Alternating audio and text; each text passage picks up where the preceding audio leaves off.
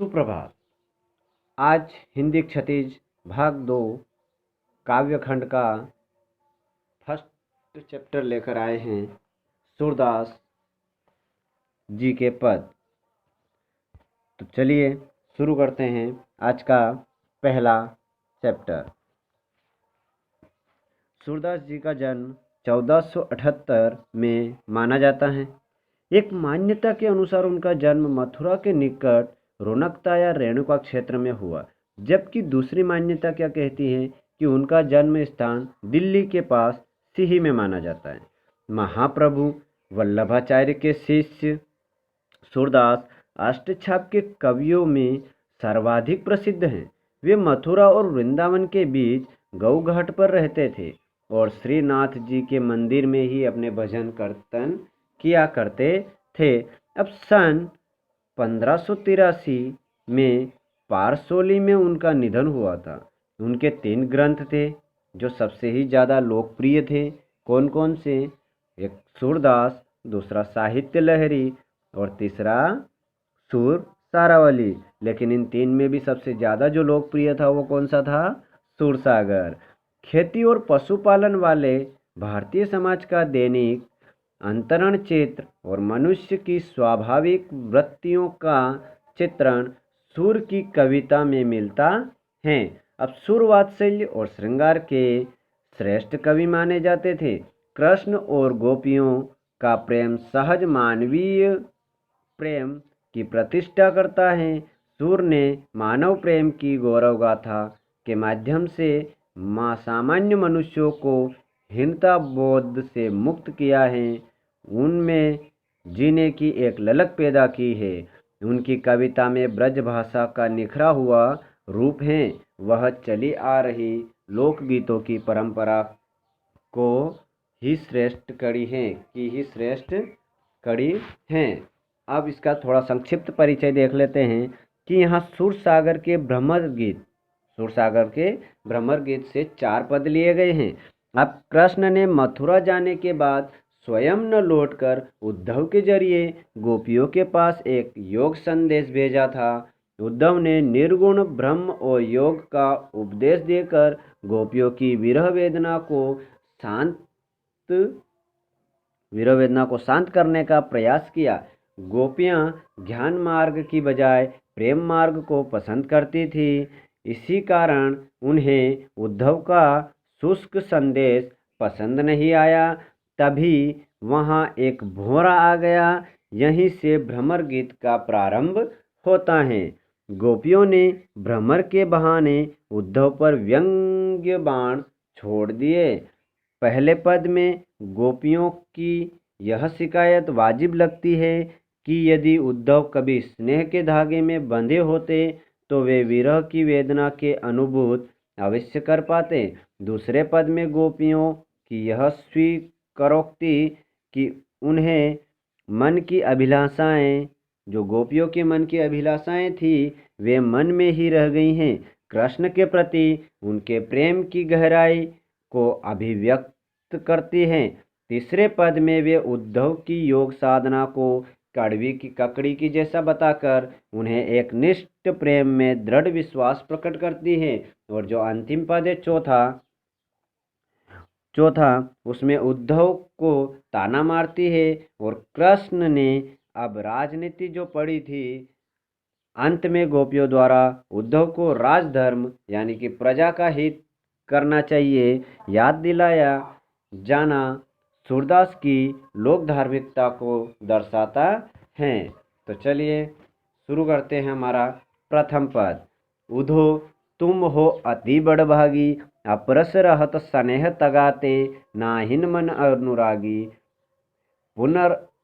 पुरईनी पात रहत जल भीतर, तारस देह न दागी, जो जल माही तेल की गागरी, बूंद न ताको लागी, प्रीति नदी में पाउन बोरियो, दृष्टि न रूप बरागी, सूरदास अबला हम बोरी, गुर चाटी जो पागी।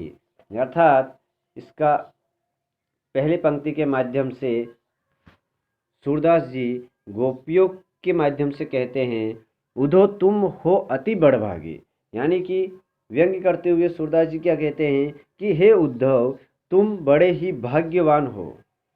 अपरस रहत स्नेह तगाते, नाहिन मन अनुरागी। तुम प्रेम रूपी बंधन में नहीं बंध पाए हो। तुम्हारा मन कृष्ण के प्रेम में अभी तक नहीं डूबा है। पुरईनी पात रहत जल भीतर, तारस देह न दागी। तुम तो कमल के उस पत्र अर्थात पत्ते की तरह हो जो पानी में रहकर भी भीगता नहीं है। रहता तो पानी में है लेकिन फिर भी उस पानी में भीग नहीं पाता। कैसे? जो जल मोही तेल की गागरी, बूंद न ताको लागी। यानी कि जिस तरह तेल लगी हुई जो गागरी होती है यानी कि घड़ा होता है, उसे अगर हम जल में डुबोएंगे तो उस पर जल की एक भी बूंद ठहर नहीं पाएगी। प्रीति नदी में पाउन बोरियो, दृष्टि न रूप परागी। उसी प्रकार कृष्ण के समीप तो तुम रहते हो, लेकिन प्रेम रूपी नदी में तुमने अपना पांव अभी तक नहीं डुबोया है, और न ही तुम्हारी जो दृष्टि है वो श्री कृष्ण के सौंदर्य पर को मुग्ध कर पाई है। सूरदास अबला हम भोरी, गुर चाटी जो पागी। यानी कि परंतु अब हम अबलाएं इतनी भोली हैं कि कृष्ण के सौंदर्य पर ऐसे मुग्ध हो गई जैसे चींटी गुड़ पर चिपक जाती है, जैसे चींटी का चिपक जाती है गुड़ पर। तो अब हम दूसरा पद पढ़ेंगे। दूसरा पद क्या कहता है? मन की मन ही मांझ रही। कृष्ण के विरह में दुखी गोपियां उद्धव से क्या कहती हैं? मन की मन ही मांझ रही कि हे उद्धव, हमारे मन की जो इच्छाएं थी वो हमारे मन में ही दबी रह गई हैं। क्यों? कहिए जाई कौन पे उधो, ना ही परत के ही। क्योंकि वे कृष्ण से नहीं कह पाई हैं कि यह प्रेम व्यथा ऐसी है कि किसी और से कही नहीं जाएगी। क्योंकि ये जो प्रेम की व्यथा है यह हम कृष्ण के अलावा किसी से कह नहीं सकते। अवधि आधार आस आवन की, तन मन विथा सही। श्री कृष्ण के लौट आने की आशा मन में लेकर उनके आने तक की अवधि को अपने जीवन का आधार बनाकर ही हम जी रहे थे। परंतु अब न जोग संदेश नि सुनि बिरह दही।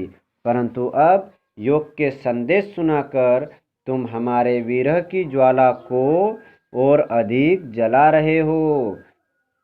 लेकिन वो क्या चाहती थी कि चाहती हुती गुहारी जीत ही ते, उत्ते धार बही। यह दुर्भाग्य है कि हम जिधर से अपनी रक्षा हेतु सहारा चाहते थे उधर से ही तुम योग की धारा बहा रहे हो। अर्थात हम चाहते थे कि श्री कृष्ण हमसे आकर मिलेंगे, परंतु उन्होंने उल्टे हमें ही योग सिखाने तुमको भेज दिया। अब सूरदास जी क्या कहते हैं? अब धीर धर ही क्यों, मर ज्यादा न लही। सूरदास जी गोपियों के माध्यम से क्या कहते हैं?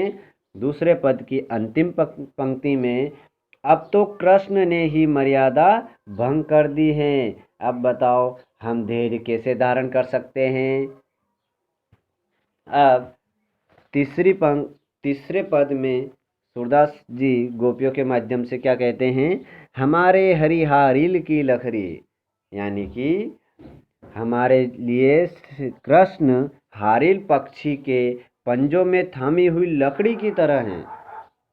मन क्रम वचन नंद नंदन, उर यह दृढ़ करी पाकरी। यानी कि जिस तरह हारिल पक्षी अपनी लकड़ी को किसी हाल में नहीं छोड़ती, उसी प्रकार हमने भी मन कर्म और वचन से श्री कृष्ण को अपने हृदय में बसा लिया है और उन्हें दृढ़ता से पूरी तरह से थाम लिया है। जागत सोवत स्वप्न दिवस निसी, कान कान जकरी। हम जागते सोते स्वप्न में, दिन में और रात में कृष्ण नाम की रट लगाए ही रहते हैं। सुनत जोग लागत है ऐसो, जो करई ककरी। यानी कि इस पंक्ति में क्या कहती है गोपिया कि हमें आपकी योग साधना की जो बातें हैं वो एक कड़वी ककड़ी की तरह लगती हैं। कैसे लगती है? कड़वी ककड़ी की तरह। सूतो व्याधि हमको ले आए, देखी सुनी न करी।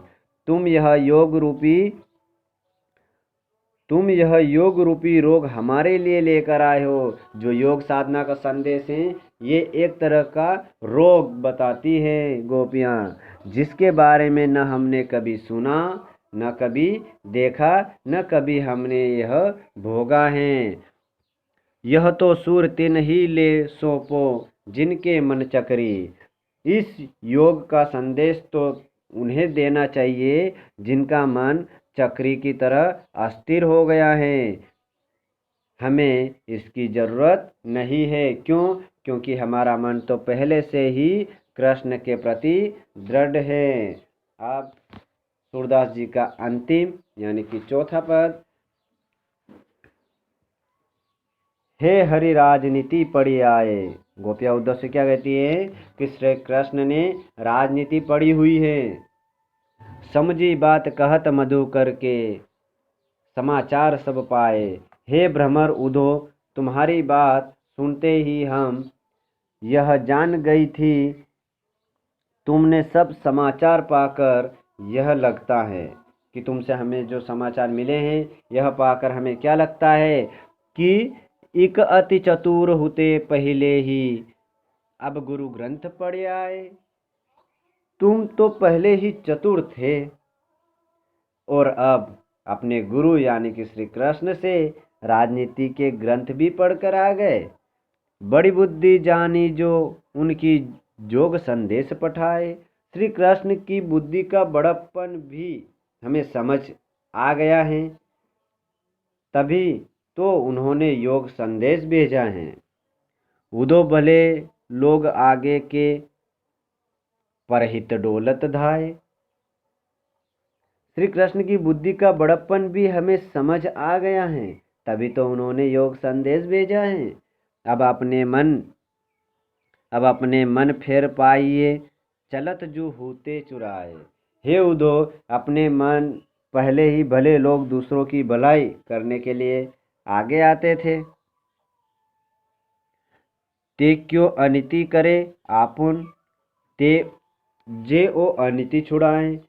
वे कृष्ण को हम सिर्फ इतना चाहती हैं कि वे स्वयं कि हमारा मन वापस मिल जाए। श्री कृष्ण ने जाते समय चुरा लिया था और वे कृष्ण जो दूसरों को अन्याय से बचाते थे स्वयं क्यों अन्याय कर रहे हैं। अंतिम पंक्ति में क्या कहते हैं? राजधर्म तो यही सूर्यो प्रजा न जाहि सताए। कि राजधर्म तो यही कहता है कि राजा वही है जो प्रजा को न सताए, अर्थात श्री कृष्ण आकर दर्शन दे और अपना योग संदेश वापिस ले। तो ये 4 पंक्तियाँ थी जो हमने आपको सुनाए। धन्यवाद। अब एमसीक्यू के लिए आप हमारा पार्ट 2 देख सकते हैं। धन्यवाद।